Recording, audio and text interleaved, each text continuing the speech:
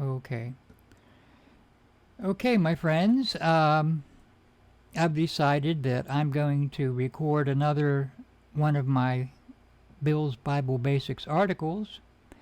And this is an article called The Lord Will Lift You Up, which I first published on June 17 of 1998, which was 24 years ago.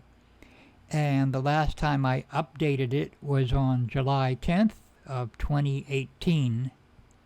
So I'm going to record this as I read it live on my Facebook live stream so that I can play it again in the future on my live stream without having to read it out loud. I will have the actual video file, which I can play through my broadcasting software.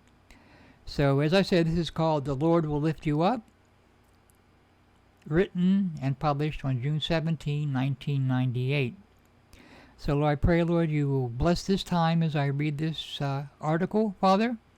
I pray that you will anoint me, Lord, to speak clearly, Lord, and slowly, Lord, so that everyone will understand. Lord, help me not to mumble or jumble my words. And I pray, Father, you give everyone a spirit of understanding as I read this this article, Father. I pray it will speak to many hearts, Father, and that it will be a blessing to those who read it or hear it in this case. I ask all these things in Jesus' precious name. Amen. Okay, so let's get this here so I can start reading it. Problems, problems, problems. No one can deny that life is full of problems. From the time that we are born until the day in which we die, we are each faced with one trial after another, and it seems that the older we become, the more difficult these battles seem to be. As an infant, we are limited by the fact that we are unable to speak, and thus sometimes we find it difficult to make our needs known to our parents. We become so upset just wondering when Mom is going to change our soiled diaper, or how long it is going to take her to realize that we are hungry and want to be breastfed. We look over there at Dad sitting comfortably in his armchair, reading the evening paper, or watching his favorite sport on the television set, and we patiently ask ourselves, what is taking him so long to realize that the reason why we are becoming so upset is because we want to be held in his arms? Life as a little baby sure can be hard. In our childhood years, other problems may arise in the form of sibling rivalry, often motivated by pride and jealousy, or perhaps in the form of conflicts with other children at school. Perhaps we are ridiculed because of the way we act, or as a result of the way we dress, or maybe even due to our particular manner of speech. School-age children can truly be unmercifully hard on each other. While we as parents sometimes make the mistake of viewing these things as minor incidents, and as a natural part of a child's growing up experience, which will eventually pass, to a small child at the time, these conflicts can appear as monumental obstacles in their lives. For some children, these clashes at school can be emotionally devastating experiences from which they might never recover. As we reach young adulthood, our problems take on a new form. They may involve conflicts with our parents as we begin to want to exert our own freedom of thought, choice, and expression. Learning to drive and getting our first car has caused stressful situations in many a family. We may also be confronted with peer pressure by kids at school who indulge in drinking, smoking, or doing drugs. Relational conflicts may also become a part of our life if we are one who is prone to dating. So again, our trials continue. Once we attain to full adulthood, the magnitude of our problems become even greater. When we enter the workforce, We may have problems with our boss. Perhaps we feel that we rightfully deserve a raise, yet we are unable to get one. Or maybe we feel we are working harder and pulling the load for some of our more slothful coworkers, yet no one seems to do anything about it. There may also exist racial tensions, political tensions, or religious tensions at one's place of work. LGO, be a good boy, please. Lay down, buddy. Lay down. So I can continue reading here, please. Don't you touch my cable either. Don't you touch my cables. Are you going to lay down and be a good boy? So I need to concentrate on reading this. Okay? You be a good boy? Okay. Okay, so we were talking about problems at the workplace, right? All kinds of problems can arise when one is employed in a group work environment. Directly related to this are taxes, which rob us of a large portion of our wages, and endless bills which must be paid on time. While married life certainly has its rewards, it also is not without its trials as well. Misunderstandings arise, conflicts in personal objectives occur, methods of child-rearing often clash. How to spend free time can result in an argument. Perhaps the two most serious problems which can plague married life is how to spend the money and how and where to worship. As we continue to advance in age, we begin to face even more life-threatening situations as the body begins to slowly break down. The eyes grow tired, the heart can't pump as well, the memory becomes unreliable, the hair begins to fall out, different organs begin to malfunction, we lose our youthful strength, the back grows weak, etc. Aside from all of these physical ailments which sometimes accompany old age, perhaps one of our biggest enemies is loneliness. Our family doesn't come around as much anymore. Most of our friends have already passed on. Perhaps we have even been forced to live a resigned life in a home for senior citizens. So, up until the very end, this life offers one trial after another. By the time we reach the end of the road, some of us are more than thankful that it is all over, and we can now take our rest. Of course, we can all be thankful that in most cases, our difficulties are not all lumped together. Rather, they are dispersed over many decades of our lives. If any of us had to face them all at one time, we would certainly throw up our hands in utter despair and call it quits. Thus, in between these hard times, we also have many wonderful moments and joyful, fun-filled experiences. As we continue to grow and mature, we cherish these times as golden memories deep within our hearts. Even when our friends and loved ones sometimes fail us, these treasures of our thoughts serve to comfort us in our times of trouble and need. However, even these memories are not always enough. Sometimes our trials and tribulations are of such a degree that the human spirit simply fails us, and we feel that we can no longer endure the troubles which beset us.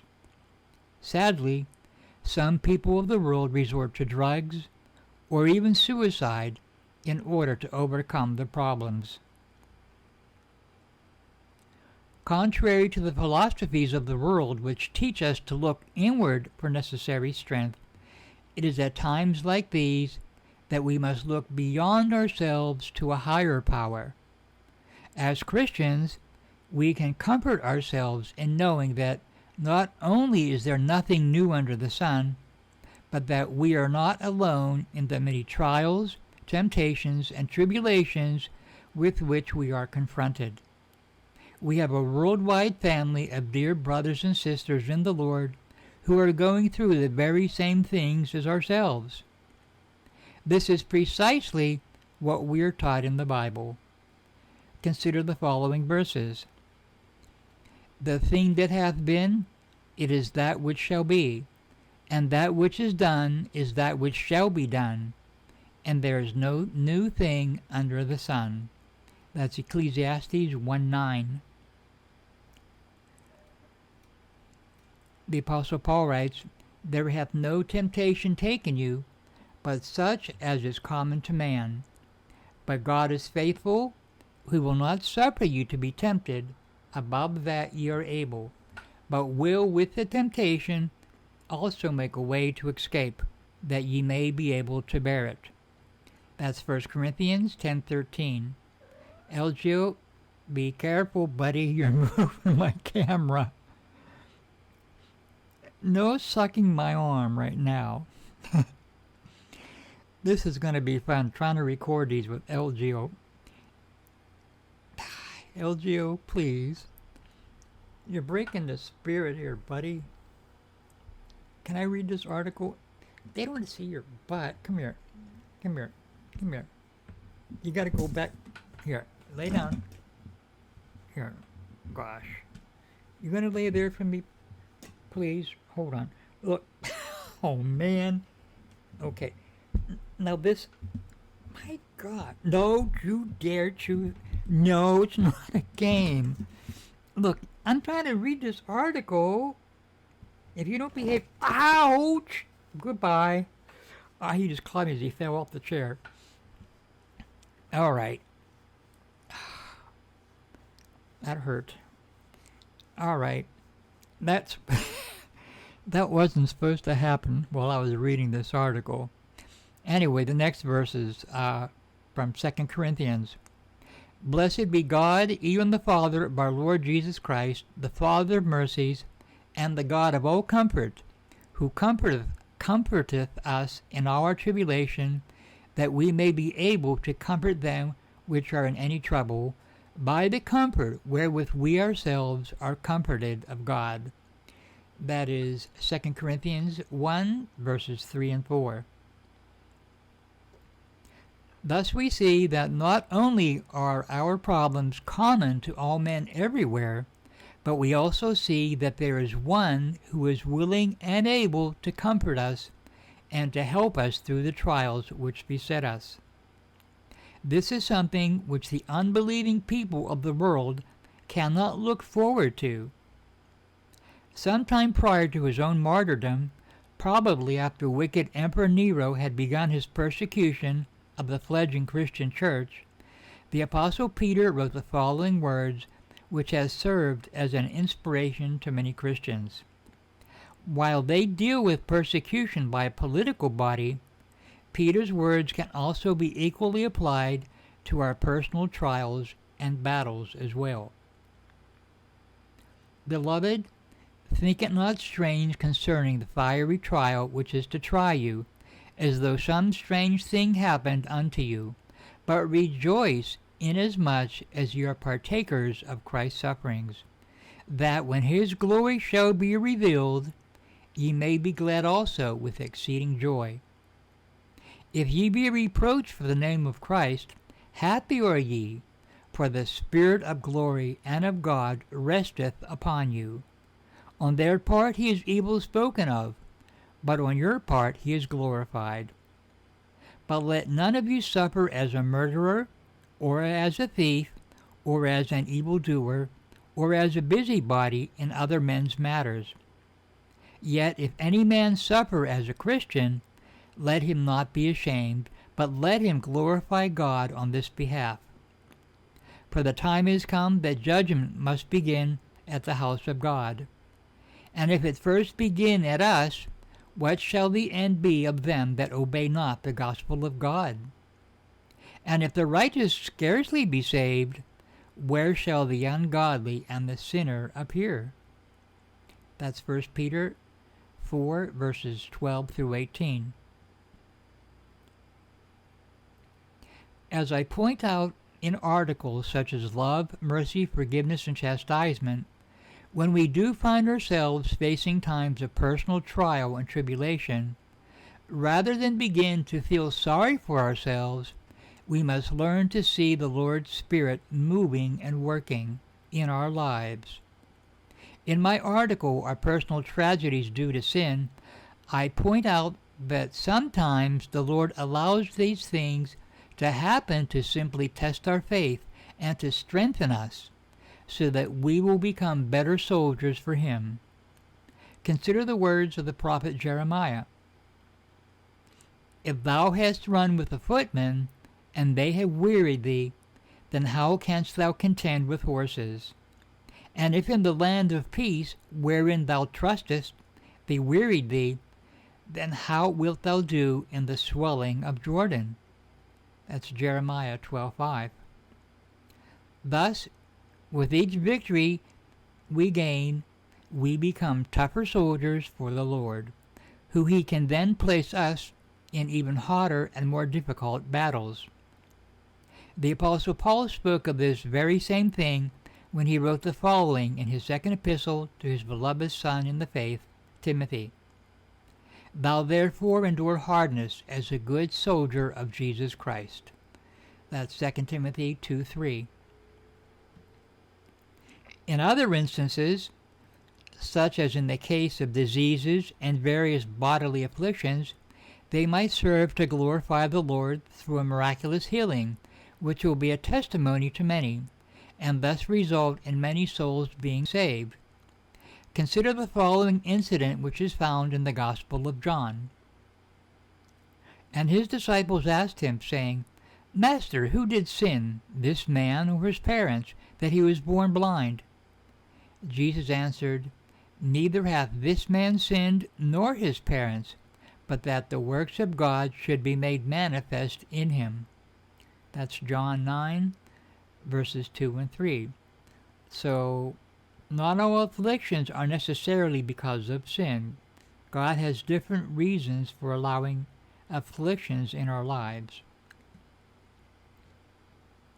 There is yet another reason for certain trials which manifest themselves through conflicts within our families. While it may be difficult for some people to accept, in certain cases, the Lord uses these fiery trials to free us from persons or situations which are harmful to us and which are hindering us from fully serving Him as we would like to do. As I point out in my 4-part series, Civil Disobedience and Christian Persecution, as well as in some of my other articles which deal with the topic of Christian discipleship, the Lord will not hesitate to divide a family if one or several of the members are serious about serving Him while the others are resisting it. As Jesus said, He came not to bring peace, but a sword. I personally experienced this in my own family a number of decades ago, and to this day I continue to meet rejection because of the decision I made back then. While this is a radical doctrine, it is nevertheless scripturally sound. Consider the following verses which are found in the Gospel of Matthew. Think not that I am come to send peace on earth. I came not to send peace, but a sword. For I am come to set a man at variance against his father, and the daughter against her mother, and the daughter-in-law against her mother-in-law.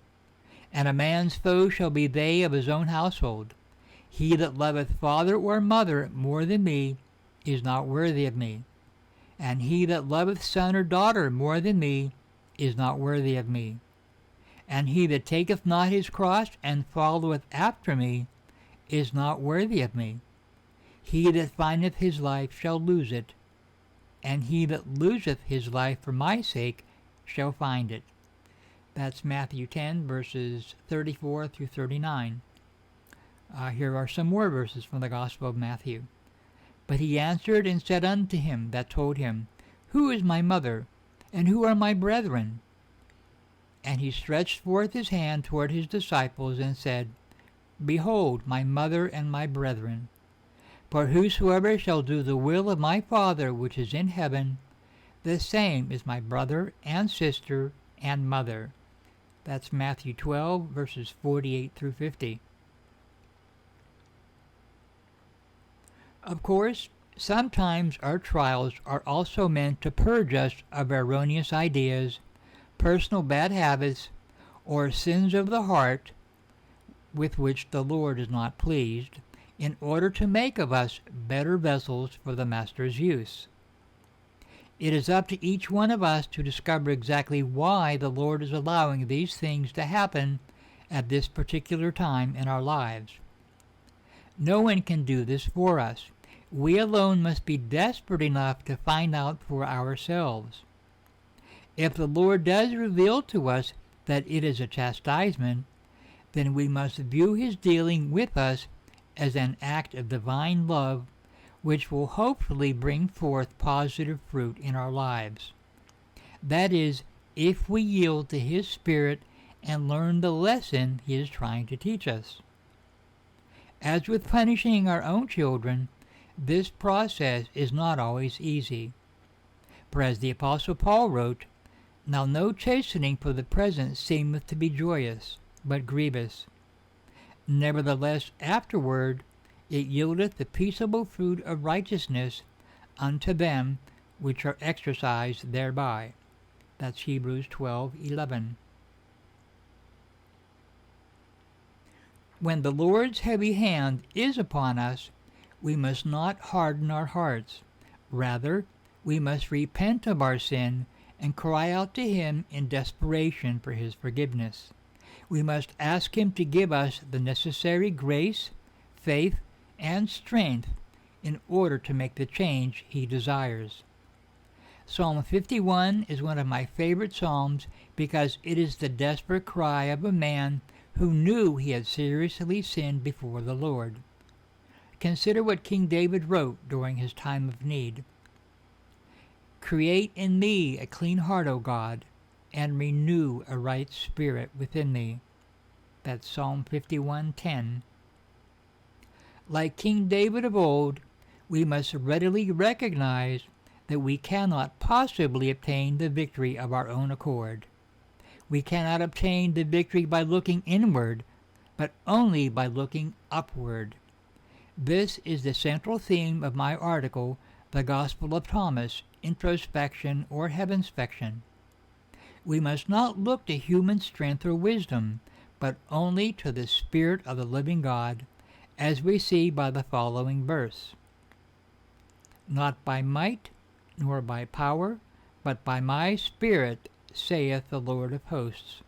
That was actually the message that was given to Zerubbabel in the Old Testament. And that verse I just read is Zechariah 4:6.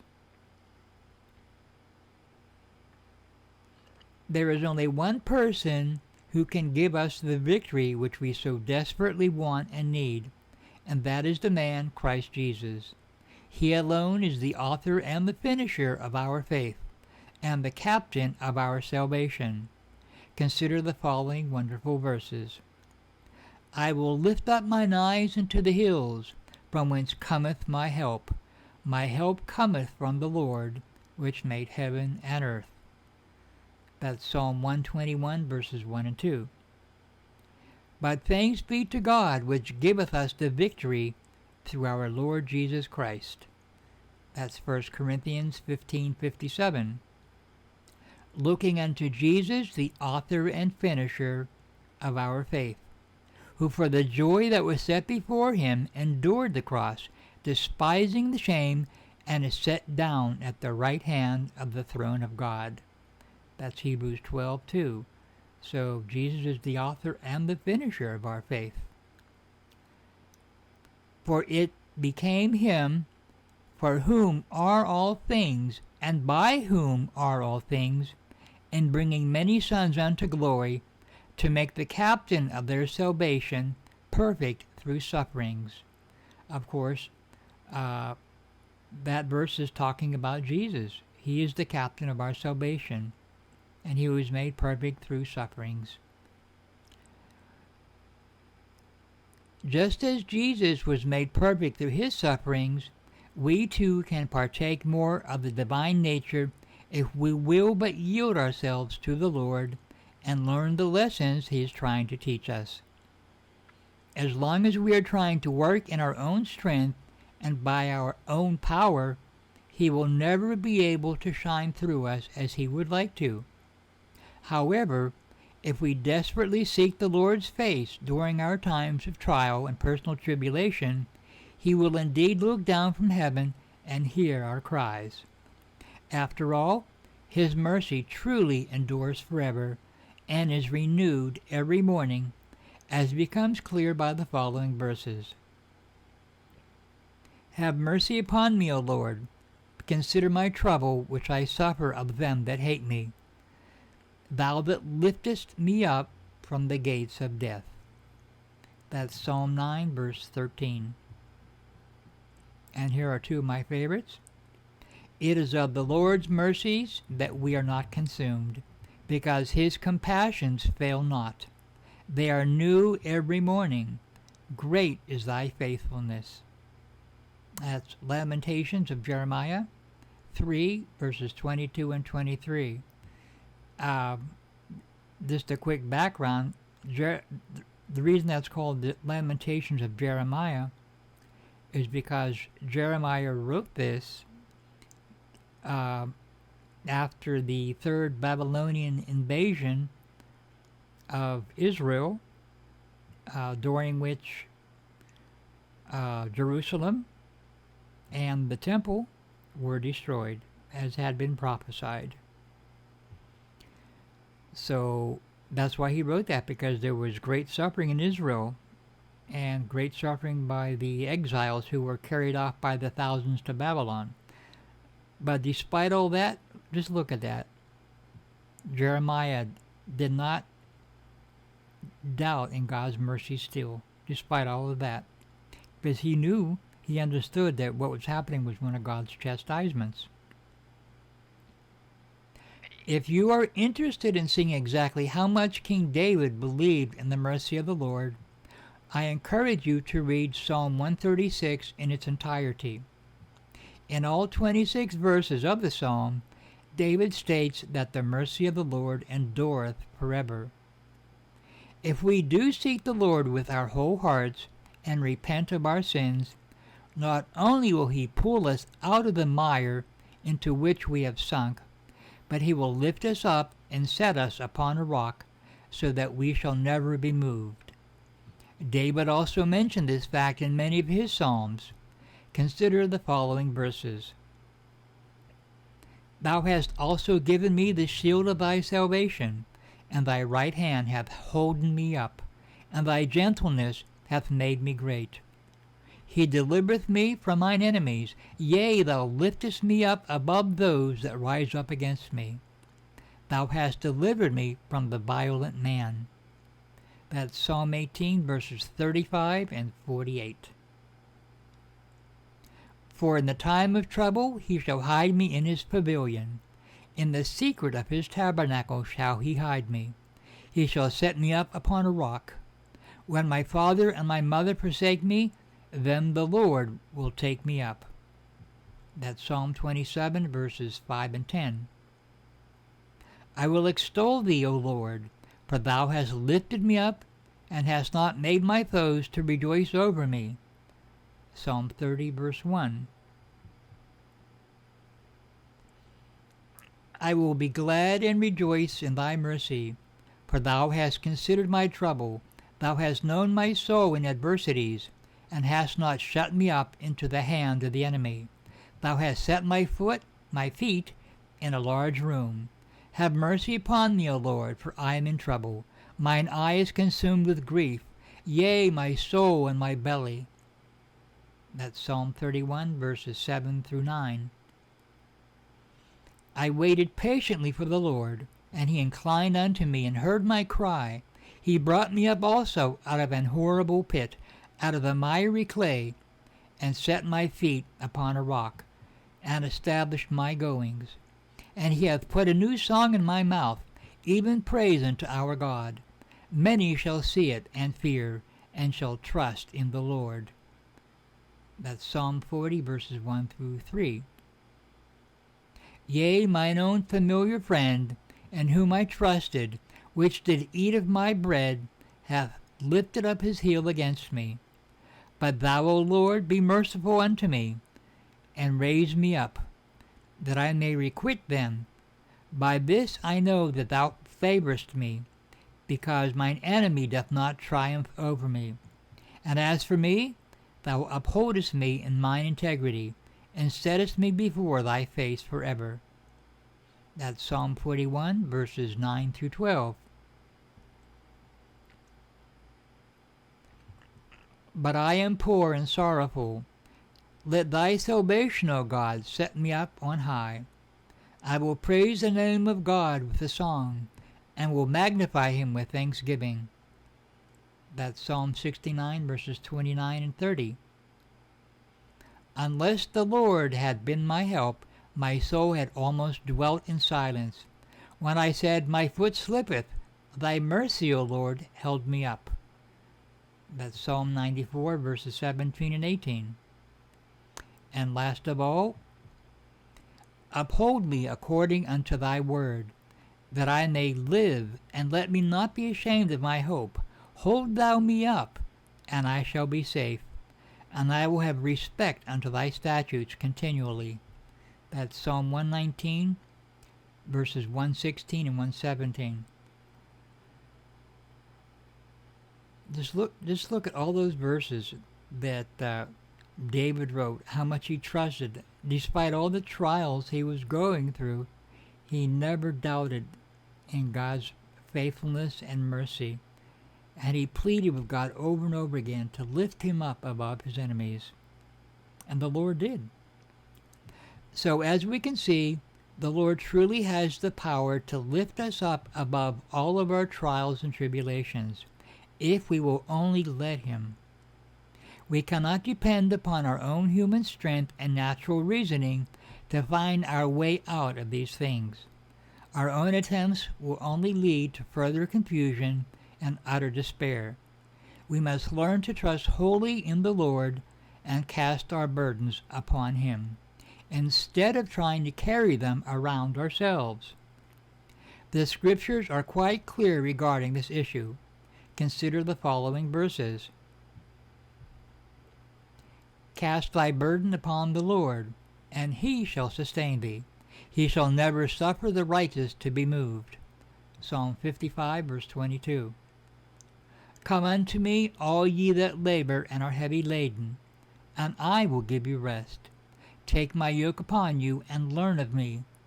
For I am meek and lowly in heart, and ye shall find rest unto your souls. For my yoke is easy, and my burden is light.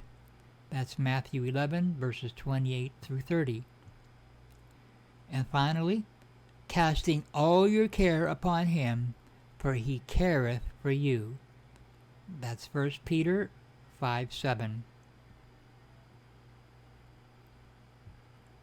Regardless of what your personal situation might be right now, no matter how bad it might appear to you at the moment, even if there doesn't seem to be a way out at the present, trust in him with your whole heart, and do not lean to your own human understanding or wisdom. Trust him that he has his hand on your life, and that he knows exactly what he is doing, even if you don't. This requires real faith of gold. As his child, he is not going to allow anything to happen to you that is not for your own good. You must truly believe that all things really do work together for good to those who love him. Consider the following group of verses. Trust in the Lord with all thine heart, and lean not unto thine own understanding. In all thy ways acknowledge him, and he shall direct thy paths. That's Proverbs 3, 5, and 6. And thine ear shall hear a word behind thee, saying, This is the way, walk ye in it, when ye turn to the right hand, and when ye turn to the left. That's Isaiah 30, 21. For my thoughts are not your thoughts, neither are your ways my ways, saith the Lord. For as the heavens are higher than the earth, so are my ways higher than your ways, and my thoughts than your thoughts. Isaiah 55, verses 8 and 9. And we know that all things work together for good to them that love God, to them who are the called according to his purpose. That's Romans 8:28. If we are not sure of what to do at the moment, then just don't do anything, because you might end up making matters worse if you proceed ahead without him. Just let go of your fears and let the Lord have his way. If you truly love him and trust in him, he will not let you fail. He will be there to catch you and to lift you up. No matter how dark it may appear right now, no matter how scared you may feel, you must not doubt that God loves you and that he will never leave you nor forsake you, because you are his child for whom he died. Excuse me. As I note in my article, Are We Once Saved, Always Saved? Once you have come to Jesus, you are his forever, and nothing will ever change that. He promised that in his word. You cannot be too bad for Jesus, only too good. Once again, consider the following verses which verify these points. All that the Father giveth me shall come to me, and him that cometh to me I will in no wise cast out. John 6:37. And I give unto them eternal life, and they shall never perish, neither shall any man pluck them out of my hand. John 10:28. For he that hath said, I will never leave thee nor forsake thee. Hebrews 13:5. If we believe not, yet he abideth faithful. He cannot deny himself. If you need more verses to strengthen your faith in your salvation, then I highly encourage you to read and memorize the verses which are found in my article entitled A Verse a Day to Keep the Doubts Away. It is at times like these, when we are facing great difficulties in our lives, that Satan just loves to come in full force in order to condemn us and to fill us with his doubts. But don't you believe him for a minute. He is a liar and the father of lies. There is no truth in him, so don't you dare let him devour you or poke you with his fiery darts. Consider these two verses. He was a murderer from the beginning, and abode not in the truth, because there is no truth in him. When he speaketh a lie, he speaketh of his own, for he is a liar and the father of it. That's John 8:44. Be sober, be vigilant, because your adversary the devil, as a roaring lion, walketh about, seeking whom he may devour. That's 1 Peter 5:8. When that old dragon tells you that you are not the Lord's child, or that you are not saved, or that you have committed such a horrible sin that the Lord couldn't possibly forgive you this time or love you anymore, you just turn around and quote him the word. Do it out loud if you have to. That is precisely what Jesus did in the 4th chapter of the Gospel of Matthew. When Satan slyly stated, if, 3 times, Jesus turned around and said, It is written, it is written, it is written. Actually, 4 times. It is written, it is written, it is written, it is written. 4 times. Just put up your shield of faith and let his fiery arrows bounce right off of it. That shield of faith is the result of constantly reading and memorizing God's Word, as we see by these verses. Above all, taking the shield of faith, wherewith ye shall be able to quench all the fiery darts of the wicked. Ephesians 6:16. So then faith cometh by hearing, and hearing by the word of God. Romans 10:17. While it may be hard for you to see or understand at the moment, one of these days you're going to be able to look back at this situation. At that moment, it will suddenly become clear to you, and you will finally come to see how the Lord was working in your life all along to bring about His perfect will. We are the exact same way with our children. While those trials they suffer at school sometimes seem like hard things to them, and obstacles which they feel they will never be able to overcome, as their parents, we know that it just isn't so, don't we? While it pains us to see our children suffer, we know that they are going to make it through okay. Thus, we encourage them and we tell them not to worry. We tell them that everything is going to be okay because we know that it will be, even if they can't see it at the moment. How much more then is our Heavenly Father going to take care of us, His precious children? Remember again Jesus' own words as found in the Gospel of Luke. Are not 5 sparrows sold for 2 farthings, and not one of them is forgotten before God? But even the very hairs of your head are all numbered. Fear not, therefore, you are of more value than many sparrows. That's Luke 12, verses 6 and 7. In conclusion, God loves you. He cares for you. He will not let you fall for very long. He will pick you up and lift you up. You must believe this. There is light at the end of the tunnel, but you will never see it if you sit down and quit. You must hold on to your Father's hand and let Him lead the way, instead of groping through the darkness on your own, trying to find your own way out. He has a wonderful victory waiting for you, if you will just trust utterly in Him alone. With these words, I will bring this article to a close. I trust that you have enjoyed it, learned something from it, and I pray that it has been a blessing in your life. If you have an account with Facebook, Twitter, Tumblr, or with any other social network, I would really appreciate if you would take the time to click or tap on the corresponding link that is found on this page. Thank you so very much. May God bless you abundantly.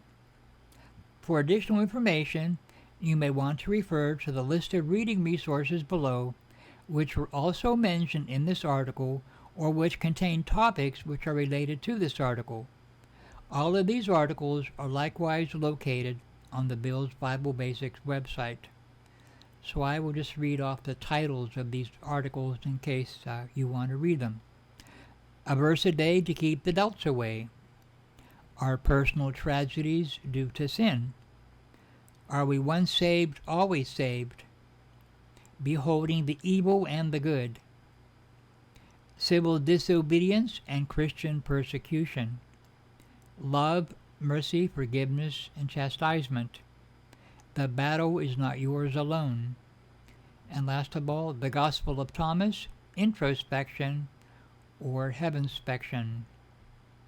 Of course, I don't expect you to remember all those titles I just read to you, but if you actually look at this article on the Bill's Bible Basics website, you will see that all of those titles are actual links at the very end of the article, so you just have to click or tap on them and they'll take you to each of those articles. So that is the end of my article from 1998. Let me just check it real quick again. Yes, June 17, 1998. That's The Lord Will Lift You Up. Again, I hope you enjoyed it. And we're going to, first of all, we need to start recording, because I just recorded this so that we can play it again later without me having to read it. So there, we're going to stop recording right now.